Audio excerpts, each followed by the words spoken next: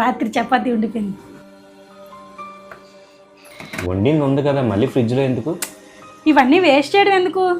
మర్చిపోయింది, పులిహోర ఉండిపోయింది. ఇవెప్పుడువి? ఇదా మొన్నటిది.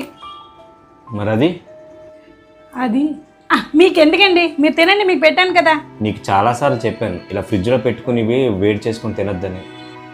మనం ఏమైనా బయట నుంచి తెచ్చుకుంటున్నాం ఏంటి? ఇంట్లోదే కదా, ఏం కాదులేండి. బయటివి ఇంటివే కాదు, ఏవి కూడా అలాగ ఫ్రిడ్జ్లో పెట్టుకుని తినకూడదు.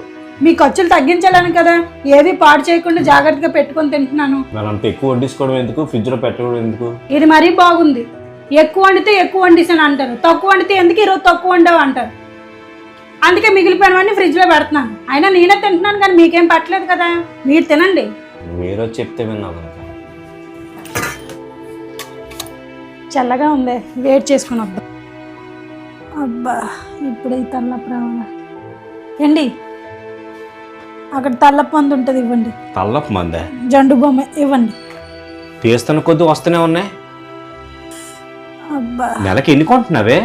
తలనొప్పి వస్తుందండి, ఏడ్చేయమంటారు. తలనొప్పి వస్తే ఇవి వాడడం కాదు ఇందు, డాక్టర్ దగ్గరికి వెళ్తే సరిపోద్ది కదా. ఇప్పుడు ఎందుకంటే అనవసరమైన ఖర్చు. ఏ ఇందు ఏమైందే? మిగిల్చుతా అని చెప్పి ఇగో 2000 బొక్కెట్టావు. ఆ ఫుడ్ పాయిజన్ అయి తల తిరిగింది. చాలామంది ఆడవాళ్ళు చేసే పని ఇది. దయచేసి మారాలని మా ఈ ప్రయత్నం.